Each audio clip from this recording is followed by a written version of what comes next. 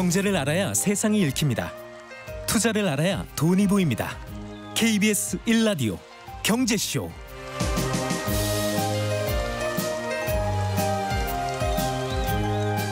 네, 4시 22분입니다.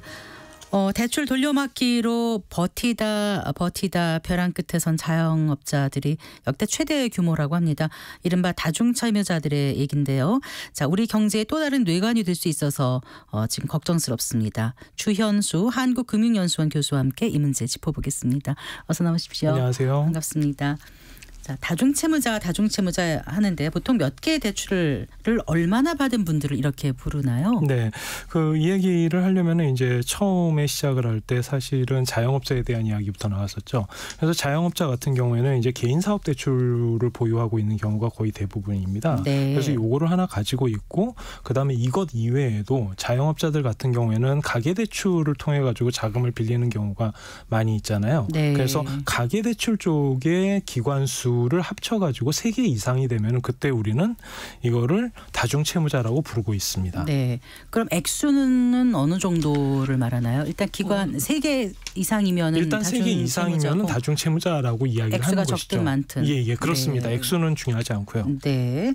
그러니까 개인 사업자 대출 상품수의 합이 3개 이상인 차주다. 이렇게 보면 되겠네요. 네, 그렇게 이해하시면 정확합니다. 그러면 3곳 이상이라면은 보통 흔히 말하는 은행권을 넘어서서 다른 기관, 제2금융, 4금융까지 넘어가는 경우도 왕왕 있겠어요. 그렇게 될 개연성도 있는데 이번 분석 자료에서는 사실 그렇게까지 이야기를 하고 있지는 않습니다. 무슨 이야기냐면은 자영업자에 대해서 이야기를 할 때는 가계대출이 포함이 되는 건데, 네. 가계대출이라고 하면은 대부분의 경우 주택담보대출인 경우가 많잖아요. 그러니까 그 부분을 포함한다면 제1선의 일반 은행들에서 자금을 융통하는 경우들이 꽤 있기 때문에 반드시 이렇게 다중채무자가 됐으면 2금융권 이상으로 넘어가 있는 매우 위험한 형태 다라고 이야기를 하는 것은 아니고요.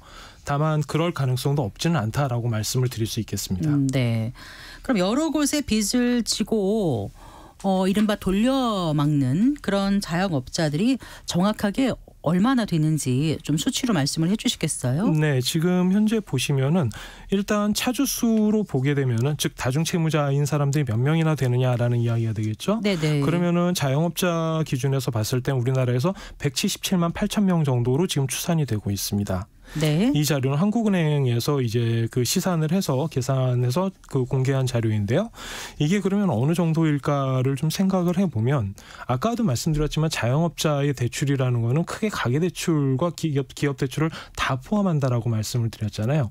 그런데 보면은 지금 우리나라 2분기 자료를 보게 되면은 기업대출이 약 1,800조 원, 그다음에 네. 가계대출도 대충 비슷하게 1,870조 원 정도가 됩니다. 네. 그래서 이 두 가지를 다 합산을 해봤을 때 자영업자의 대출 규모가 1,043조 정도가 되고요. 네. 그러면은 3,600조에서 1,000조 정도가 된다라는 이야기니까 대략적으로 한 25%에서 28% 정도가 되는 셈이죠. 네. 그리고 이 중에서 다중채무자의 대출 규모를 보시면은 약 744조 원 정도가 됩니다. 네. 그러면은 이것은 전체적으로 봤을 때 한 20% 정도가 된다라고 볼 수가 있겠죠. 전체가 뭘 말씀하시는 지금 거죠? 전체가 기업대출하고 가계대출을 다 포함했을 때. 합한 것 중에서 네네. 지금 다중채무자의 대출 잔액이 744조 원 정도니까 네. 대략 퍼센트로는? 대략 퍼센트로 한 20% 정도가 된다라고 볼 수가 있을 거예요. 근데 그리고 이 중에서 네. 그 다중채무자의 연체율을 보게 되면 이게 최근에 많이 올라와가지고 1.78%까지 올라왔다가 되는 것이죠. 네. 그런데 꼭 자영업자가 아니더라도 우리나라 국민 10명 중 1명이 그 다중채무자라는 그 한국은행 조사 결과도 있더라고요. 네네. 결국 다중채무가 우리 경제에 뇌관이 될 수 있다는 얘기가 그래서 나온 게 아닌가 싶은데요. 예, 틀린 이야기는 아닙니다. 저희가 지금까지 얘기한 거는 자영업자를 기준으로 이야기를 한 거고요. 자영업자 이외에 가계에서도 다중채무자가 있을 수가 있겠죠. 여러 개의 금융기관에서 자금을 빌린 사람들, 정확하게 얘기하면 3개 이상의 금융기관에서 자금을 빌린 사람들이 여기에 해당이 되겠죠. 지금 2분기 말 현재 448만 명이라고 추산이 되어 있어요. 네. 그러면 5천만 명이라고 생각하면은 10명 중에 1명이라는 얘기가 대략적으로 맞아 떨어지는 그런 숫자가 되는 것이죠. 네. 그럼 이 숫자는 어느 정도냐라고 생각하면 전체 가계대출 차주에서 이 다중채무자가 차지하는 비중이 대략적으로 22% 정도가 됩니다. 그러면은 20%면은 이게 상당히 된다라는 얘기로 이해를 해야 되겠죠. 그리고 이 중에서 이제 취약 차주라고 이야기를 하는 사람들이 있는데요. 이분들은 어떤 분들이냐면은 소득이 하위 30% 미만이거나 네. 아니면 신용 등급이 낮은 약 664점 이하인 경우를 이야기를 하는데요. 이럴 때 취약차주라고 하고 이 취약차주 1000점 만점에 1000점 만점에 네. 664점 이하인 경우를 이야기를 하는 거죠. 네. 그러면 이 두 가지 조건 중에 하나를 만족하는 분들을 보통 취약차주라고 이야기를 하는데 이 취약차주가 우리나라에 지금 126만 명 정도가 됩니다. 아, 그렇군요. 네. 자, 그런데 다중채무자들 지금 이제 최소 3개 금융기관에서 받은 사람들을 말한다고 하셨잖아요. 네, 그렇습니다. 그러면은 그렇게 대출을 많이 받으면 요즘 같은 고금리 시대에 버티기가 힘들 것 같아요.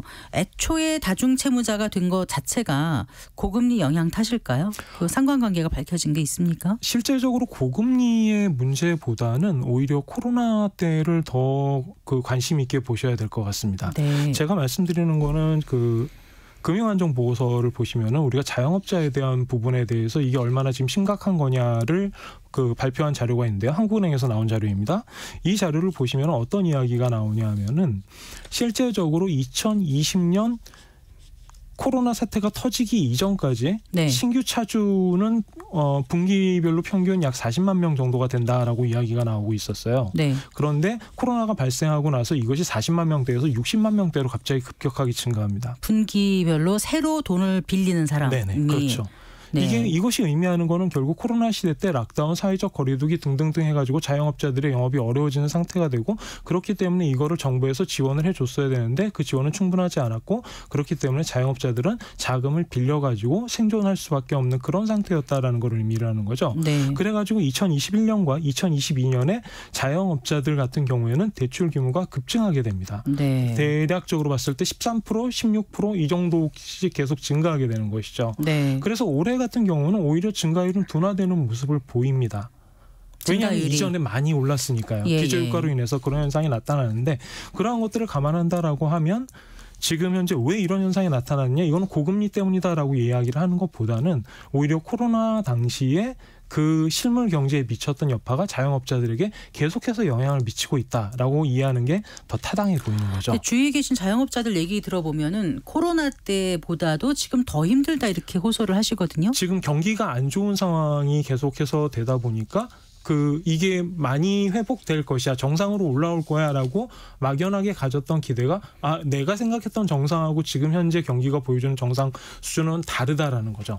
거기에다가 추가적으로 이제 금리 이펙트도 존재하는 거죠. 네. 예를 들어서 기준금리가 3.5%까지 올랐다. 그러면은 아무래도 금리 수준, 자영업자분들이 감당해야 되는 금리 수준은 올라갈 수밖에 없는 거고 그렇기 때문에 이 부분에 대해서는 실제적으로 더 충격이 있는 것이죠. 네.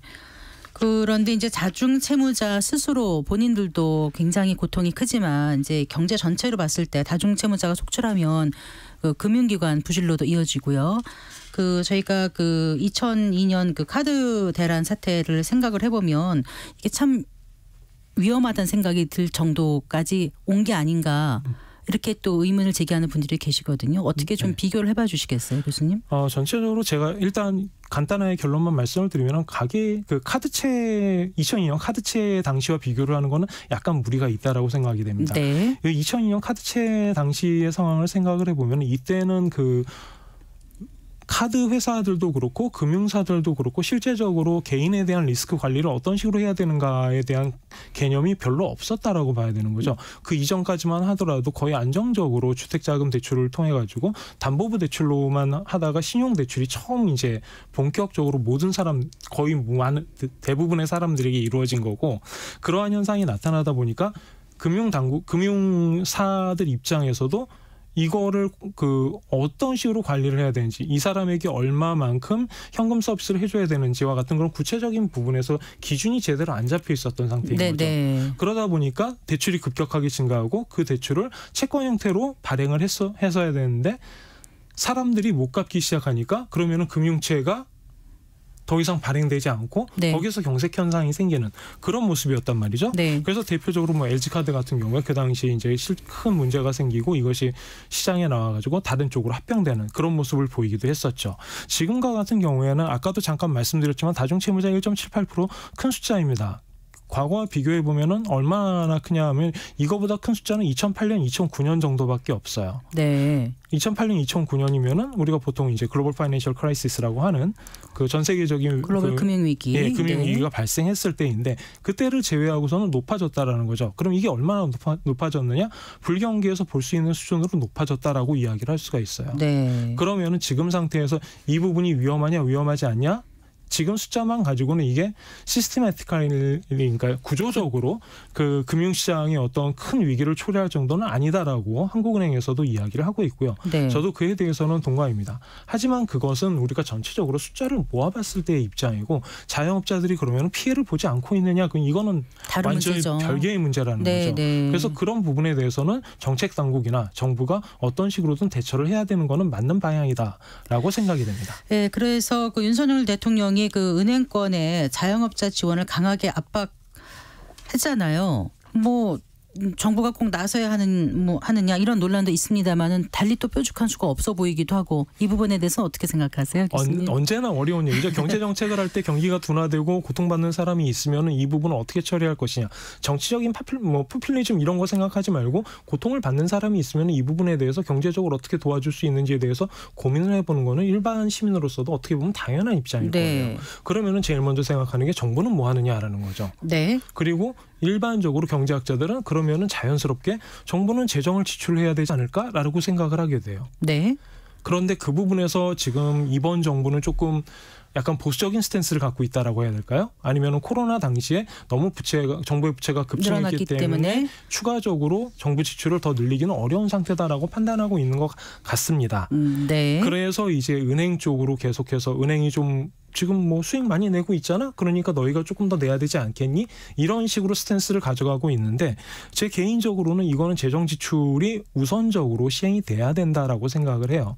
그리고 나서 부족한 부분이 있다라고 한다면 민간 부문의 협조를 얻을 수도 있겠죠. 하지만 본질적으로 이러한 일은 복지 차원에서 접근이 되어야 되는 부분의 성격일 것이고 그렇다고 한다면은 정부의 재정 지출이 먼저 앞서는 것이 정확한 방향이라고 어느 정도 생각합니다. 재정 지출을 해야지 가능한 거죠? 자, 재정 지출 이거 생각해 볼까요? 그러면 우리 단순하게 숫자로만 좀 생각을 해봅시다. 지금 아까 1.78%라고 했잖아요. 연체율이. 그러면 대략 13조 원이 됩니다. 지금. 네. 그리고 은행이 가지고 있는 대손 충당금이 한 23조 원 정도 돼요. 네. 그리고 3분기에 대손 상각 처리할 때 2조 원 정도를 상각을 했습니다. 네. 그러면은 생각보다 그렇게 큰 숫자가 아니죠. 왜 그러냐면 연체 금액이 13조라고 했지만 다 연체된 게 다 문제가 되는 게 아니고 다 파산 신청을 하는 게 아니잖아요. 대략적으로 10%만 한다고 하더라도 1조 3천억 정도고 그 정도라고 한다면은 은행들이 지금 대손상각 처리하고 있는 한 분기에 대손상각 처리하고 있는 규모와 비슷한 수준이라는 거죠. 네. 지금 굉장히 크게 제가 숫자를 만들어서 설명을 드리고 있는 거예요. 사실 10%까지도 그렇게 악화되지 않습니다. 그러면은 이 정도를 지원을 해가지고 처리를 할 수 있다라고 한다면 재정 입장에서는 이거는 그렇게 큰 숫자는 아니거든요. 라고 교수님 생각하신다는 저는 그렇게 말씀이시죠. 주장을 하는 거죠. 네. 네. 어쨌거나 정부는 지금 이제 코로나 사태를 계기로 자영업자들에 대해서 대출 만기 연장, 그다음에 또 뭐 이자 상환 유예 조치를 해오지 않았습니까? 네. 이런 게 자영업자들이 당장 급한 불을 끌 수 있기는 하지만 고금리 상황이 지금 뭐 좀 종결될 거다 아니다 논란은 계속 있지만 언제까지 계속될지 알 수 없는 상황에서 어떤 출구 전략이 분명히 필요해 보이긴 한다는 생각은 들어요. 출구 전략을 이제 어느 입장에서 출구 전략이라고 보느냐의 문제는 있겠죠. 정부 입장에서 이걸 출구 전략이라고 해야 될 것인지 아니면 자영업자 입장에서 봐야 될 것인지는 좀 생각을 해봐야 되겠죠. 정부 입장에서 지금 출구 전략이라는 것을 만약에 코로나 때 지원했던 그 100조 원 기준을 가지고 여기에서 이제 더 이상 이거를 지원을 해주면 안 된다라고 출구 전략을 제시하는 거라면은 그 부분에 대해서는 저는 반대합니다. 네. 그리고요. 그리고 나서 자영업자 입장에서 출구 전략이다라고 이야기를 한다면 네. 결국은 이렇게 되는 거죠. 자영업자들이 결국 한계에 도달한 자영업자들은 존재할 수밖에 없어요. 그리고 우리나라의 자영업자들은 비중이 높았다가 전차적으로 줄어드는 부분이기 때문에 상대적으로 수익성도 낮은 상황입니다. 그렇기 때문에 한계에 도달한 자영업자들을 어떤 식으로 잘 처리를 해주느냐. 예를 들어서 이게 한계가 됐다. 수익성이 더 이상 나지 않는다. 그러면 어떻게 이 부분을 대손 상각을 처리하고 이 자영업자들이 다시 한번 노동시장에 접근할 수 있는 방법을 제시를 해주느냐. 이거를 찾는 게 정말로 출구 전략이라고 볼 수도 있겠죠. 그런데 다중채무자 부담도 덜고 우리 경제에 악영향을 미치지 않을 수 있는 어떤 묘수가 교수님 말씀 들으면 맞기도 하지만 또 쉽지 않은 부분인 것 같다는 생각도 들기도 해서. 이 길은 굉장히 어려운 길입니다. 왜냐하면 누군가의 피해를 직접적으로 봐야 하는 거고 그분이 다시 회복되는 방향으로 이끌어 나가야 되는 것이기 때문이죠. 말로는 쉬워요. 금융기관 입장에서 그래 그러면 우리가 50% 리커버리 해줄게, 헤어컷을 50%만 해주면 살아날 수 있겠니? 라고 물어보면 누구나 다 살아날 수 있을 거라고 얘기를 해요. 하지만 안 그렇습니다. 그리고 금융기관은 그 판단을 해야 돼요. 경제라는 게 이 파이를 누가 어떻게 나눠 먹느냐, 그다음 누가 희생을 담보로 누군가가 또 살 수 있느냐, 이런 문제를 끊임없이 조율하는 거 아니겠습니까? 정확합니다. 네, 참 어렵지만 그래도 헤쳐나가야 될 길이니까 그렇죠. 정책 당국도 좀 노력을 해줬으면 하는 바람 가져봅니다. 네, 말씀 잘 들었습니다. 고맙습니다. 감사합니다. 네, 금융연수원 주현수 교수와 함께했습니다.